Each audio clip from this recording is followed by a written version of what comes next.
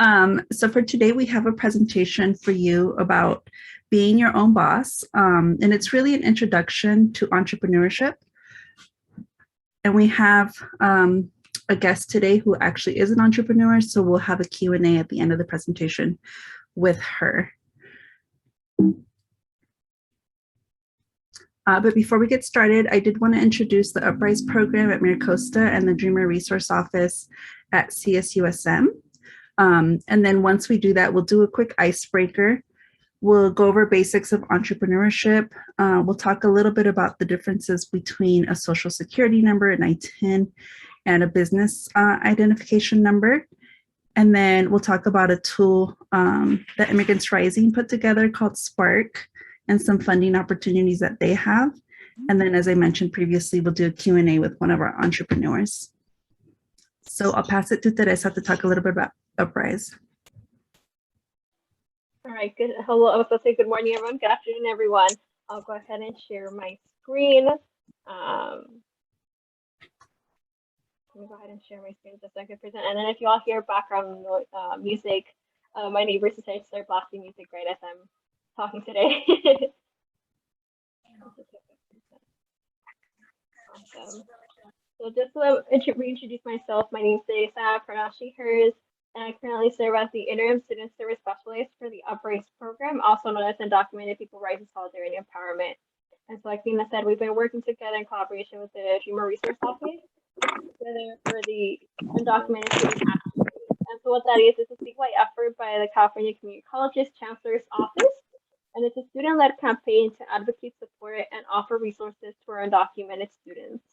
And then to learn more about our events, you could also, we're going to add in the chat, but you could visit the link in the chat, or you can type out the bit.ly that we have on the top right corner of our screen right now. So bit.ly/3D 7KVDI, and then visit there for the full list of events along with their registration. Let me go ahead and click on to the next slide. And so I mentioned that as part of the Uprise program over at MiraCosta. So we offer free resources for documented mixed-sided students and their loved ones. And so I'm just going to list off a few of those services that we offer, and that's free immigration legal consultations with a nonprofit legal provider, Jewish Family Services, Higher Education and Legal Service Team. And so that's open for our MiraCosta students, staff, faculty, and faculty. We also offer mental health support groups and individual sessions with a specialized mental health counselor. And today, actually, right after today's event, we do have an open support group for all students. So if you're interested in joining, you can go ahead and join Berenice Vadillo and her art therapy group. And we also have opportunities in learning how to become your own boss, which is why we're here today with Vina. Folks are able to start their own business regardless of immigration status, and among more resources that we offer. So feel free to take a screenshot of this or a picture just to have on record. So you can contact us via email or to our program, so MCC Uprise program on our Instagram. You also follow or like and visit us on Facebook. But with that, I'll go ahead and pass it over to Vina so that we could go ahead and move forward with the Dreamer Resource Office. Thank you, Teresa. And I'm actually going to pass it to Ceci, so she can just talk a little bit about the services that we have at CSUSM. They're very similar to the ones at MiraCosta. But Ceci, go ahead. Hi, good afternoon, everyone. I'm Ceci. I am a transfer student from MiraCosta. I did work with, I didn't work, but I did use the services that Uprise offers. Some of the resources we offer here at the Dreamer Research Center at Cal State is the book loan, the library. In case if you're not able to get the books, you can go ahead and send us an email or a message on Instagram, and we'll do our best to get that book. We also offer some legal services just like Uprise, as well as financial aid appointments with a financial aid that works closely with our office. Am I missing anything, Tina? No, that's pretty good. Thank you, Ceci. I really appreciate it. Of course. And with that being said, we'll go ahead and get started. So my name is Josefina Espino. I'm currently the office coordinator at the Dreamer Resource Office at Cal State San Marcos. But prior to taking on this role, I did get my AA from MiraCosta College in Business Administration, and then my bachelor's degree at CSUSM, also in management with an emphasis on organizational behavior. And prior to that, I did own my business for over 10 years. I've worked as an independent contractor in different areas, including as a editor, a photographer, researcher, and a project manager. A little history about myself is that my family moved to the US when I was 4 years old, and we were a family of entrepreneurs. My mom cleaned houses, and my dad started off as a gardener and eventually became a general contractor and started his own construction company. And even at a very young age, I would sell lemonade, in the neighborhood. I would babysit. I would do things like tutoring, make party favors known as recuerdos for Hispanic parties, if you guys know. And then we would sell them at the swap meet. So I would say that, my family and myself have always been hustling. I started working at a very young age, like 12 years old, to help my family, make ends meet. And so I do want to consider myself like a lifelong entrepreneur. And I'm glad to be with you all here today. And please, throughout the presentation, add any comments or questions in the chat, and we'll go ahead and answer those questions as we go. It is going to be a lot of information today about entrepreneurship, so definitely take notes. And if there's any follow-up questions that you don't think about today, this is my email address here. I'll also add it to the chat, so feel free to message me anytime. And my dog Samantha wants to be part of the presentation. I apologize. So really quick in the chat, can you guys add on a scale of 1 to 5, how familiar are you currently with entrepreneurship?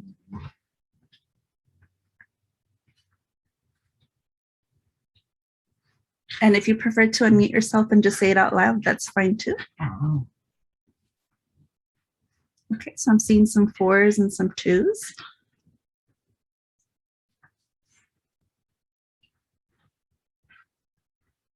Awesome. So a little bit of experience. And then what type of entrepreneurship or contracting experience do you have, if any?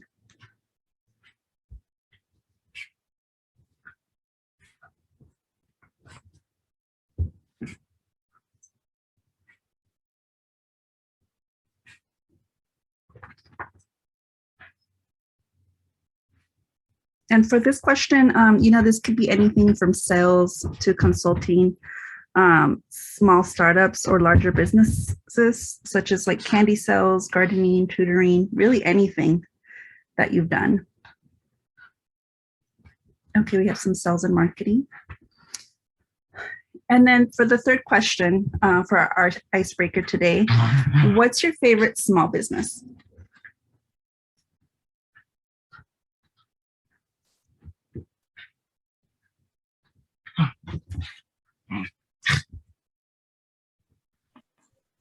Hello. Hello, Daniel. Hi. I'm not familiar with this entrepreneurship, but I have a skill. I have graduated in cosmetology. Okay. Yeah, so we know makeup artists, a lot of them are freelancers. They have their own businesses. Mm-hmm. Yeah. That's why I want to start. Awesome. Yeah, and then we see in the chat too, baked goods, food. So a lot of, small restaurants are started by entrepreneurs. Even the, street vendors, sidewalk vendors, those are all entrepreneurs. And what kind of business do you want to start, Daniel? In cosmetology, what area? Hair salon, and I have business like selling something, accessories like that, vintage, and everything about girls and men's accessories. That's I awesome. want to join that because those accessories are free. My sister's just giving it to me whenever they had those. I help them, and then that's the way they pay me those stuff. Like for example, they are giving me furnitures or appliances in the kitchen, small kitchen like that, or signature bags for the woman. I have it all, but I don't know how to sell it. Okay, so yeah, you definitely you're talking about resale, so getting a resale license and selling products. Yes. That's great. And then I know in the room we also have individuals who make their own products. So you know that's a lot of entrepreneurs are very creative and then start Yes. their own businesses off of their skills and sometimes hobbies that they have, which is also another way to start.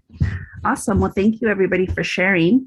So on the next slide here, some of the basic things about entrepreneurship is that entrepreneurship is a way for people to make money and generate income. It's also an opportunity for anyone, regardless of their immigration status. And we'll talk about this a little bit more in the following slides. But one of the really important things to know is that entrepreneurship is not employment. And that is the most important thing to understand today. So as an entrepreneur, you're not employed. You do not need work authorization. And then entrepreneurship can include all activities focused towards the design and execution of bringing a product or service to the market. So whether you're providing a service, that could be anything from translating documents, if you're a singer and you're singing, to creating a product, whether that's jewelry or furniture or really anything that's created. And then the entrepreneurship themselves is really a problem solver. So you guys are solving a problem and you're, creating, well, there's need and you guys are creating the solution for those needs. So it's a way to solve a problem.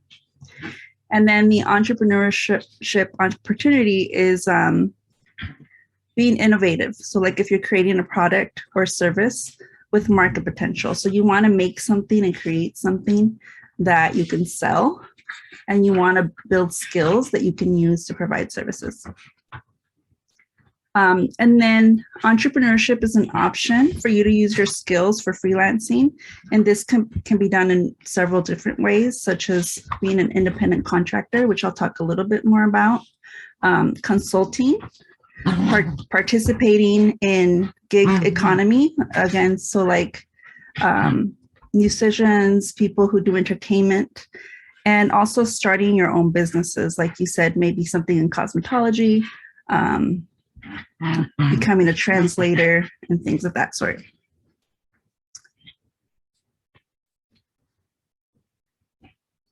And then a little bit about the foundation of entrepreneurship. So entrepreneurship is not a new thing in the United States. This is known as the land of opportunity. And by making the decision to be your own boss, you should understand that you're not alone. In the US, small businesses comprise over 99% of all businesses. So the majority of businesses here are started by entrepreneurs and they're considered small business. And in fact, immigrants start businesses at a much higher rate than native-born individuals. And also immigrant entrepreneurs generate millions of jobs and bring in nearly $1 trillion in revenue to the US on an annual basis. And then entrepreneurship is also a major economic driver. The World Bank says that entrepreneurship is the #1 way to bring people out of poverty on a global basis. So it's a really good way to start a business for your family, and continue it generation to generation. And so why entrepreneurship, and why do we present this during a docu-week of action? So one of the main points, and primarily for this presentation, we're going to focus on the first point that you see here that says barriers to employment. And the barrier to employment sometimes has to do because of your immigration status, because you're not able to get a work authorization. And we know that many individuals here in the US did not have a social security number or that work authorization that's needed to get a traditional job and be employed by someone. So that's why entrepreneurship is a great choice for those who don't have work authorization, because I'll talk a little bit later, but you can actually work, not work, but start your own business with an ITIN number. Other barriers to employment also include lack of work experience, so not having the skill set yet and you're still trying to develop. We also have a lot of individuals who, have been through the criminal system, so maybe they have a criminal record and they can't get a traditional job. So starting a business is also a great opportunity for them. And then also family responsibility. So, whether that means you're taking care of a family member, a parent, child, sometimes those are things that get in the way of getting a traditional job. So starting your own business could be an option for you as well. And then most recently, we had the COVID-19 pandemic, which resulted in a record high unemployment rate and also the closure of a lot of small businesses. And what we ended up seeing is that people started to create their own businesses. So entrepreneurship became an option.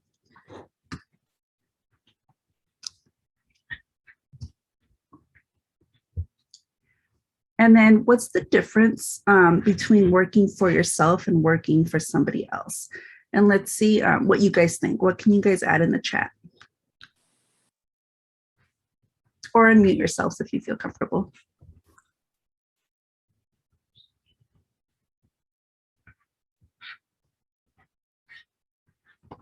So how is it different to work for yourself versus working for somebody else?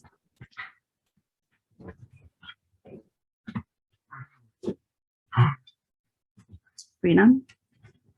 Yeah, definitely. I would say freedom, but I don't know if you're actually really free since you're basically doing all the work. That's a good point. And we'll talk about that too. And then in the chat, we see somebody added, you can determine your schedule to meet your needs. Yeah, so that falls there into freedom. I guess you can decide what your company stands for and what kind of impact you want to have, like on the environment or in your community. Yeah, exactly. You make those decisions as a business owner.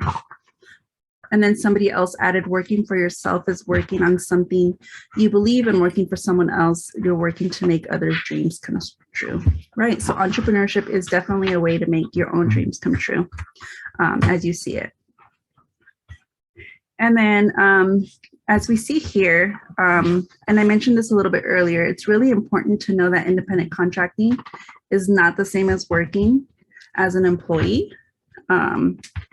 So self-employment is different than working for a company or another individual as an employee, because as an independent contractor, when you start your own business or you're doing these side gigs, you can work for multiple clients. So you're not just, working for one person. I mean, you can if that's what you choose to do, but typically you're working for several different clients. You also own your own tools or instruments of work. And an example of this is like a musician. He comes with his guitar or his drum set or whatever it is that are his tools. Me, when I owned my own business, I was a photographer, so I had my own equipment, my camera equipment. You set your own hours. So you're not employed. They're not giving you a schedule. You're telling them when you can work, when you can have that contract done, when you can do, that performance or whatever it is that you're doing for your business. As an independent contractor, you also direct your own work. So you're the one that says how the job's going to be done. They can't set rules or anything. They basically tell you, this is the contract, this is what we want you to do, and then you decide how that's going to be done. And then another really important one, and we'll talk about this in more detail in a couple of slides, is that you also pay your self-employment tax. So keeping records of your documentation is important, and we have a whole slide on that. So before I go to the next slide, actually, are there any questions on working for yourself versus working for somebody else? And then for our undocumented community, this is important because a lot of undocumented individuals don't have work authorization. And so you can't legally be somebody's employee without work authorization. So starting your own business and being an independent contractor gives you that option to make income.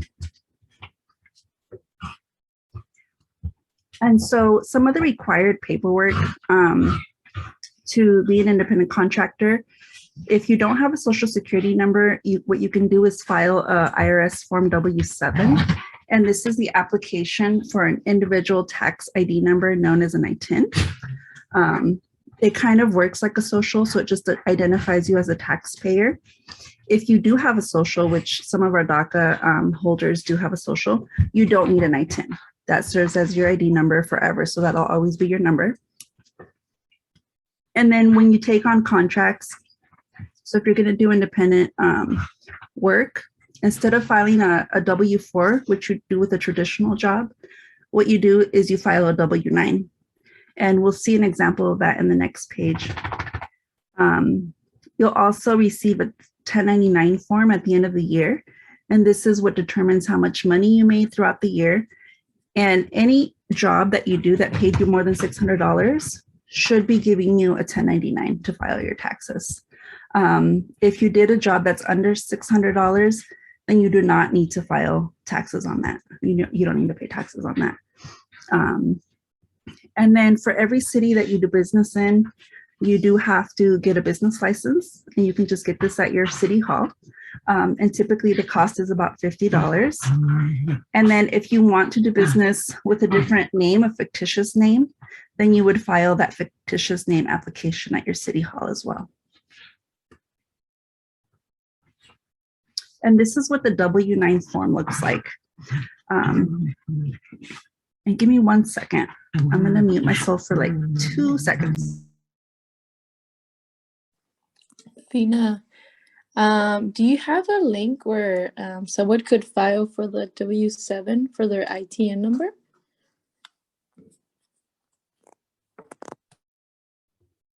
Yes, we can get that link for you.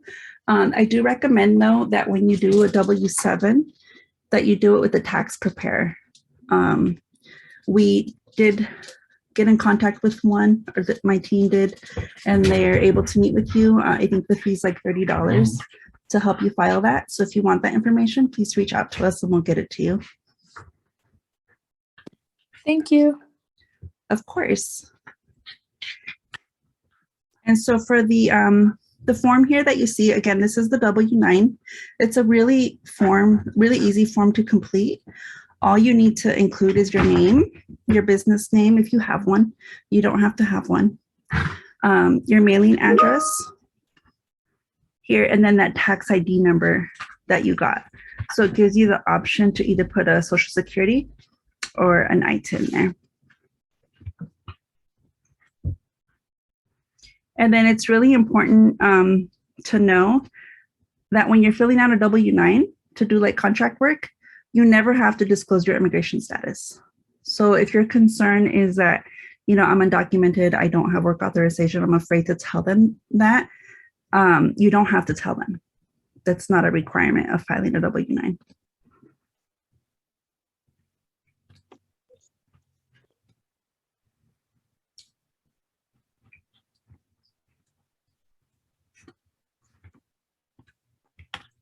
Sorry.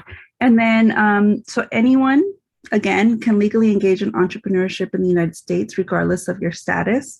There are certain laws that have passed throughout the years that have made this possible. So the IRCA, Immigration Reform and Control Act, was passed in 1986. And this was a major piece of legislation that barred employers from knowingly hiring employees who do not have legal authorization to work by establishing the I-9 system. So this is that system that checks to see if you have work authorization. And at that time, the IRCA created a separate system to allow for individuals without residency or citizenship to open small businesses and work as independent contractors for investment purposes, as long as they pay their taxes, which is the most important thing to know. So while they created the system, to verify work authorization, they also at the same time made it possible for anybody to be a business owner in the United States. So it's actually a good thing. And then here in California, we have SB 1159. And this allows undocumented individuals to obtain professional licenses in most professions. Some examples include real estate, law, accounting, engineering, and healthcare is also an important caveat to this one. So healthcare is a little tricky. We do have some individuals with I-10s who were able to be doctors. But nursing, for example, has been left out of SB 1159. There's different clearances that individuals have to go through, but these laws are constantly changing.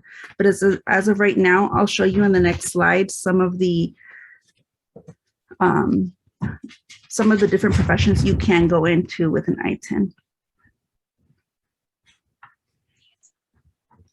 And then we have AB 2184, and this requires every city in the state of California to accept the I-10 for the purpose of obtaining a business license. In the past, you had to have a social security number or they wouldn't release the business license to you, and that changed. So now anybody with an I-10 can definitely get their business license. And then SB 946, this one allows for street vending. So whenever you see somebody selling something on the street, whether it's food or items, people with I-10 can now get a street vending license. And in the past, what would happen is if someone got caught, like for example, selling flowers on the street and they didn't have a license, they would get hefty penalties for the sidewalk vending. And then when they would go to like adjust their status in the future, it would affect that process. And SB 946, what it did, now it prohibits those penalties. So people can sell on the streets. And then it also cleared a lot of the pending citations retroactively for those who had gotten previous convictions, which is great. And then finally, another one that's very recent is AB 626, known as the Homemade Food Act. And this one allows for homemade food to be sold without the need for a commercial kitchen. And you can sell up to $50,000 of homemade food with this bill. Anything over 50,000, you do have to actually, rent a space and have a commercial kitchen for your business. And this is just a brief list of some of the state licensing boards that accept I-10. So for example, if you want to open an acupuncture office and be an acupuncturist, I think that's how you say it, you can do that with an I-10 number. If you want to be an architect, you can do that with an I-10 number. Here we have the Board of Barbering and Cosmetology. So definitely can do that with I-10. And this is just a small portion of the list. You guys can visit the State Licensing Board website and get the full list.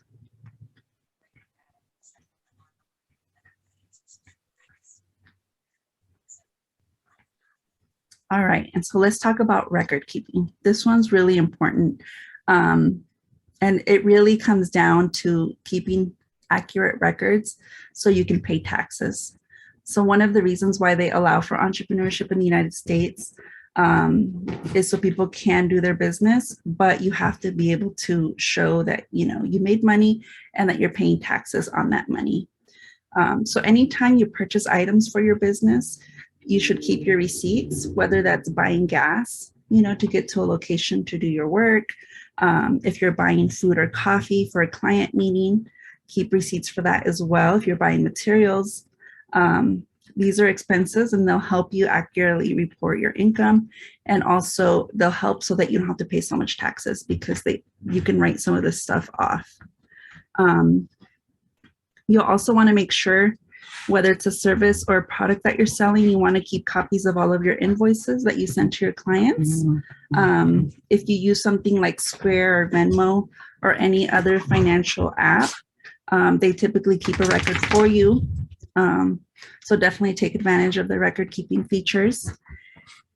And then generally, as a general contractor, you'll need to pay taxes on a quarterly basis. So you want to go ahead and make sure that you're saving money to pay taxes. And when I was having my own business, I would save about 25 to 30% of what I was making so that I would have enough when it came down to pay those taxes.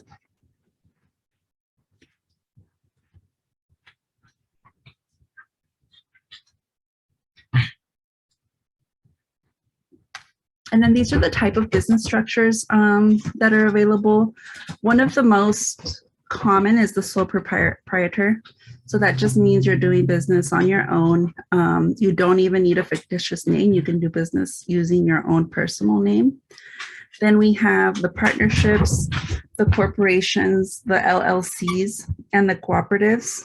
And some of the benefits of incorporating as a business, especially for undocumented individuals, is specifically that LLCs serve as a way to protect your identity, including your name and your address. So when you start an LLC, you can set up a PO box, so they'll never have your address, and you can do it under a fictitious name.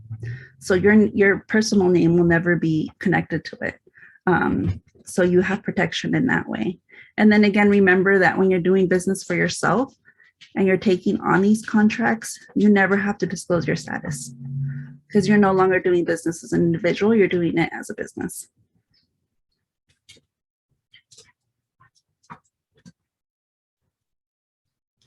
And then once you start your business, another great thing is that you can hire employees. So now you become the boss, right, of yourself, and you can also hire other people. And then here's a little question for you guys. Can individuals, regardless of their immigration status, be an independent contractor or open their own business?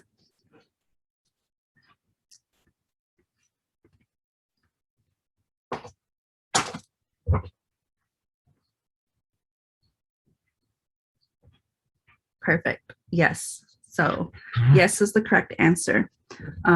So anybody, regardless of their status, whether they have DACA, no DACA, you guys can apply for that I-10 and start a business. And if you have questions, both Uprise at MiraCosta and the Dreamer Resource Office at CSUSM, we have free legal immigration services. So any student, faculty, or staff can make an appointment with our legal team, and they'll sit with you. They'll talk to you about your situation. They'll let you know what are the options that you have. And then, like I said, we have reached out to some tax preparing agencies that can meet with you to help you fill out these W-7 forms to get your I-10 number and also answer any questions related to starting your own business. Any questions before I move on?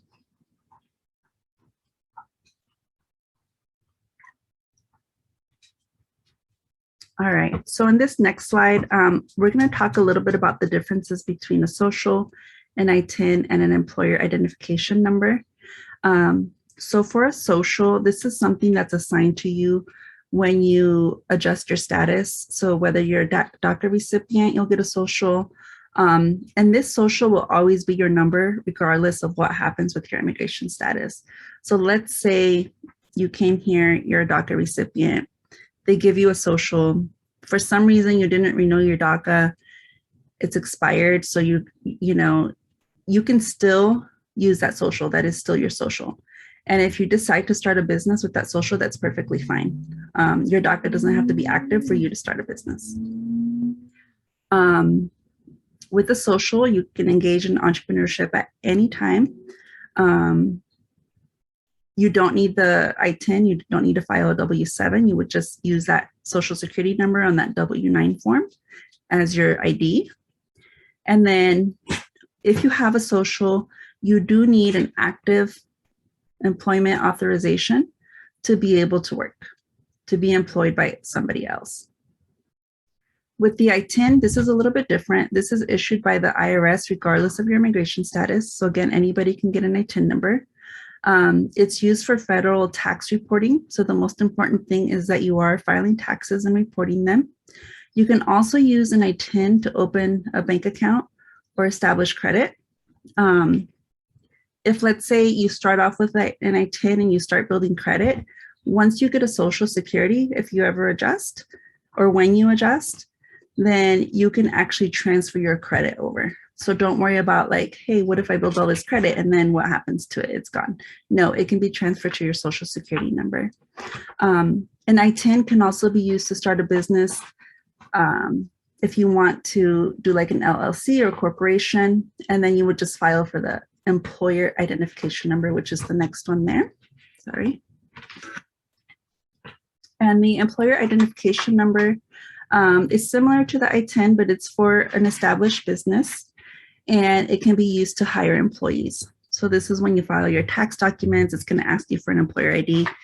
That's what you include in there. And you can get an employer ID number for any business.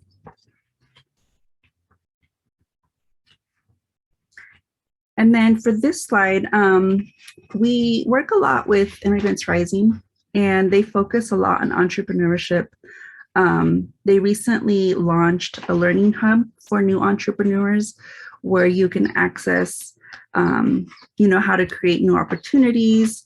You can leverage your skills and knowledge. You can learn how to make money from your ideas. And then there's training modules in here that you can access to understand what entrepreneurship is all about. And they have lots of short videos, tips about how to talk to clients, information about how to set up contracts. They also link to additional resources where you can find, general contracting opportunities if you want to be a freelancer. And then most recently, they did get a grant that they're offering to the undocumented community. So if you're starting up a business, you can apply for this grant and get up to $5,000 to help you start it. And if you have an existing business and you can show that it's been successful, you can get an additional $10,000 grant for a existing business. So definitely encourage everybody to apply for those. They still have funds available. So we'll go ahead and we'll add their website to the chat so you guys can check them out. But I'm going to go ahead and play this little video for you while we do that.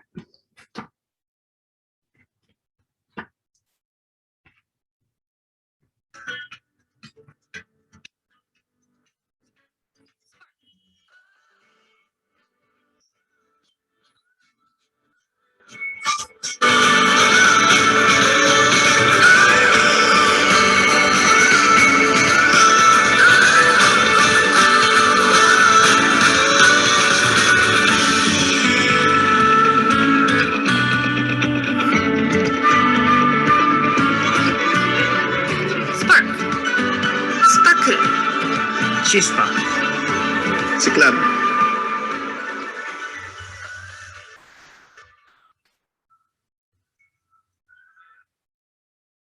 And then on the next slide, we do have a 3-minute video from Immigrants Rising. Spark was previously known as UndocuHustle. And so the UndocuHustle video gives you a little quick overview of what different things you can do on the Spark website.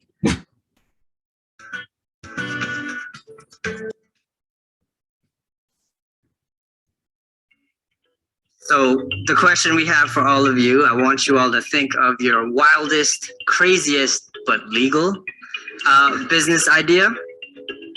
I think the UndocuHustle is really sort of a concept that every single undocumented person has to go through in this country to be able to make it here. I just have always grown up with the entrepreneurial spirit. My dad started working in the fields in the Central Valley and dairy construction, and just basically took the step to start his own business. We have to be creative. We have to be entrepreneurial and create our own opportunities. How are individuals living the UndocuHustle? How were they able to launch their businesses? What kind of businesses did I have? We invited undocumented entrepreneurs from across the country to come share their experiences. We also were able to provide business workshops and also a Shark Tank, which is really exciting, where we brought funders and investors to provide feedback on pitches, and ultimately some of the entrepreneurs ended up getting funded. I'm the co-founder of the Family Reunions Project, and we use 360 video and virtual reality to immerse undocumented families in the places they can't physically return to. Our idea was basically to import Tibetan hand-woven rugs from India and Nepal made by Tibetan refugees and sell them online and in stores. By bringing me close to all these amazing undocumented young entrepreneurs who are doing such great work, that's where I draw most of my inspiration from. take me a long time, but right now it's like, okay, yes, I'm an entrepreneur now. So it feels good when they ask you how you do it, how you did it. For me, entrepreneurship made me realize what I was good at. And I want you to reflect on what you're good at. So in sharing my story, now there are people starting to like reminisce and when did I show an entrepreneurial mindset? And hopefully going forward, like when we see these moments of people being really creative, responsible risk takers, maybe we can explore an idea because you can learn a lot from putting out your own idea and starting something of your own. What goes on in these spaces is practical advice people can use. Again, we have a list of resources that we're going to continue to build upon for everyone across the nation to get access to entrepreneurship support. I think for many undocumented individuals, the undocumented identity can really be their own limiting factor in what they can do. So when I talk about the undocu-hustle or these entrepreneurship opportunities, I tell individuals, just forget about your immigration status. Just, this is the opportunity, don't think about it. This has nothing to do with being undocumented. So what would you do? What can you do? Get your undocu-hustle on. Thank you.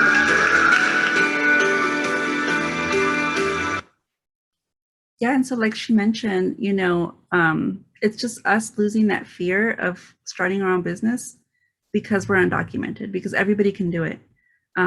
So hopefully with knowing that, like maybe a little bit of that fear can go away and you can just start thinking of ideas of what would you do if you could. And then the other great thing is that there's a great community of support system. So we have our Dreamer Resource Centers at both colleges. We have Immigrants Rising, we have other organizations, and we all work together to really just support not only our students, but our community members to start their own businesses. And today we have one of our students who started her own business not too long ago. And I'm sure she went through the same fears of, getting started, the doubts and all of that. So we have Sarai Benavides, who's going to introduce and talk a little bit about her business and some of the experiences she had, as a new entrepreneur, someone who's never done it before. So please welcome Sarai Benavides. And any questions you have for her as she presents, please add them to the chat. Everyone, well, my name is Sarai. Let me go to my sitting spot. I'm very grateful to be here, and yeah, starting a business could be very, very scary at first. I remember just kind of feeling like, I guess that sometimes we fear of the unknown, and that could be just a back step towards you achieving your goals. And I feel that the most important thing is for you to do it. Start small. Like, even if you have to set yourself with a list of 20 goals that you want to accomplish, you can do that. You could just write down, maybe learn about whatever business you want to accomplish. Google it, like, what is it that cosmetologists do? What are the tools that they require? What are the permits that I need to acquire in order to start my business, or if you sell candles? But do know that there is employment for everyone. There is a business for everyone, and there's someone out there that is looking for exactly what you have to offer to this world. So don't ever feel discouraged to open your small business because of lack of resources, because of lack of knowledge. There's always people out there that are willing to help if you reach out. You kind of have to lose that sense of shyness. You have to put yourself out there. And I remember when I started my business, I was just kind of with this idea of as to oh, well, I'm just going to put it on Instagram and, people are going to buy. But that's not really true. You have to continuously market yourself. You have to market your business. And you have to learn how to do it right. And of course, it's not like one day you're going to wake up and you're going to be like, oh, I know it all. It's a process, and you just kind of have to continuously be in love with your business.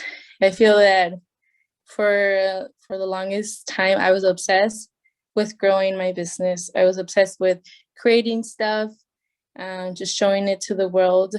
And maybe I was not the best at showing it to the world, but I was definitely great at networking. I would literally like search people on Instagram. If someone did a pop-up market, I would send them a message and introduce myself, introduce what I sell, and then ask if they would have any space for me. And fortunately, some of them did, and that's how I started just continuously working every single weekend to sell my products. And that has been honestly a great blessing because I have been able to sustain myself and make ends meet. And yes, I'm also part of the Dreamer Resource Office, and we're part of the entrepreneurship program that we got going on right now. So if you do have any questions, feel free to reach out, and don't get discouraged. Don't get discouraged because, again, as I said, there is someone out there that is looking exactly what you have to offer. Whatever it is, if you make food, if you make candles, if you provide a service, whatever it is, the greatest thing to remember also is that you are providing a solution to a problem. That's how you market yourself. You're providing a solution to a problem. I don't know what could be the problem, but you kind of have to like learn about that. And Sarai, can you tell us a little bit about your business and what gave you the idea and how you got started and where you're at now? Yes. So it all started with COVID. You know, we were all stranded at home, and I was bored. I was just kind of scrolling through Pinterest most of my time, and then just kind of seeing a lot of jewelry that I wanted to buy. And unfortunately, I was not able to because it was a little expensive. So I've always been creative, and I was just kind of like, you know what, I can do this. And that's kind of how it started. But it wouldn't have started if my boyfriend wouldn't have believed in me and been like, yeah, you can do that. I know you can do that. And then I just kind of believed it. I still like, yeah, I can do that. And then I just bought some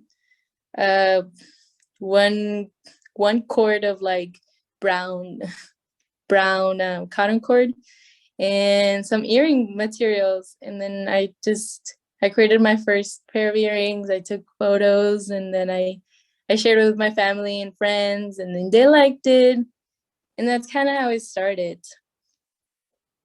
Well, I don't know, what was the other question? No, very nice. That's awesome. And support is so important. And where are you at now? Like, how do you feel now looking back? Oh my God. Well, how do I feel now? Right now, I feel a little overwhelmed because I have a lot of homework. It's my last semester at Cal State San Marcos. And sometimes I feel guilty because I'm not as present on my business. Because when you run a business, you're the only person that runs it. So you gotta continuously advertise yourself. And I haven't been able to do that. However, I do have a great network. I have been able to continuously work. I work on pop-up markets almost every weekend, if not every 2 weeks. And I feel great about my business. I feel that it has been given a different shape than when it started. I didn't know exactly what my niche was or how to actually run a business. And now through searching, learning from others, I have been able to actually find my passion and just kind of learn as to how far I would want to take this and what direction my business is actually going right now. I do see that there's a question on the chat, so I'm gonna open it. How did you get over your fear of starting your business? Well,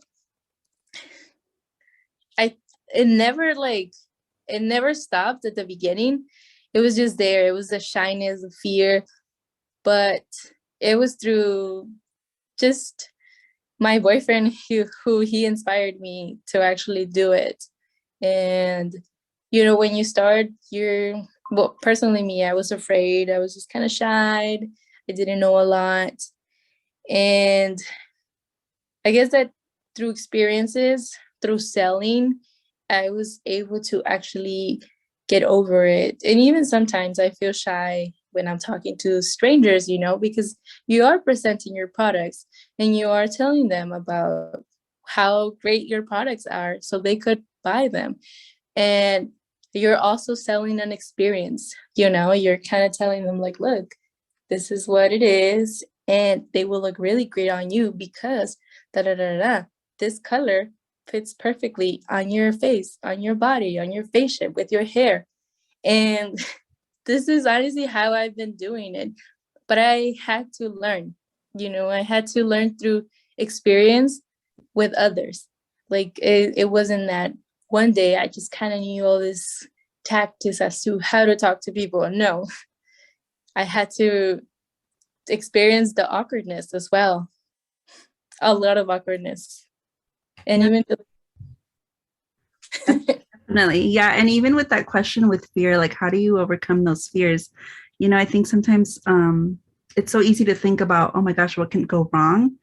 But if you just start thinking of, hey, what can go right, you know, and just put those visions into your future and out there and just constantly think of what can really go right. I think that's one way that you can also get over those fears a little bit. I love that. That's honestly, that is the truest thing because like constantly, all of us, most of us have like negative thoughts as to like, I don't know, things that we need to do or like, oh no, this is not gonna look good or what if I look bad or whatever. But you also have to think that there is an infinite possibilities.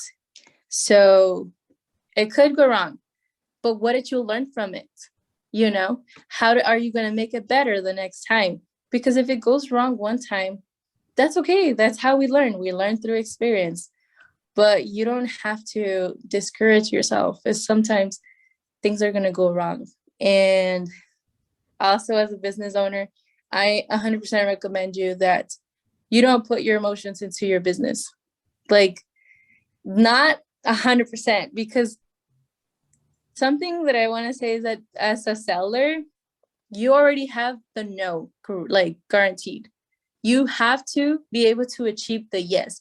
How do you get to that level of achieving the sell? You know, like you have to think of like, I already have this no guaranteed, but I want to get to the next level. So I will hustle for you to buy this. And so that way you don't get discouraged, you know. It's not about taking it personal. It's about business. Absolutely.